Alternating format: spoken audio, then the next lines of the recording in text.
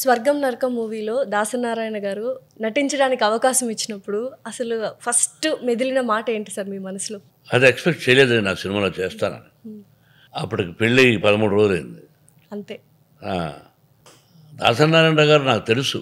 ఎలా తెలుసు అంటే, ఒక సినిమాలో ఆయన కో డైరెక్టరు, నేను అప్రాంటిస్.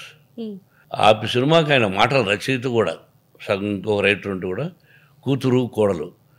శోభన్ బాబు గారు హీరో, గీతాంజలి, విజయలలిత గారు. ఈ జనరేషన్కి తెలుసో తెలియదో మరి వాళ్ళు. వీళ్ళ హీరోయిన్ల గురించి తెలిసినది, కానీ శోభన్ బాబు గారు ఈజ్ అ గ్రేట్ హీరో. ఆ పిక్చర్ నేను అప్రాంటిస్గా పనిచేశాను.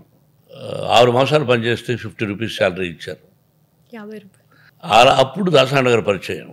ఆ పరిచయం అప్పుడప్పుడు నేను వెళ్ళి, సార్ వేషం కావాలి సార్ అంటే, భక్త చెప్తానయ్యా అనేవారు. ఒకరోజు పెళ్ళైన 13 రోజులకు దాసనారాయణ గారు రమ్మంటున్నారండి అని కబురు వచ్చింది.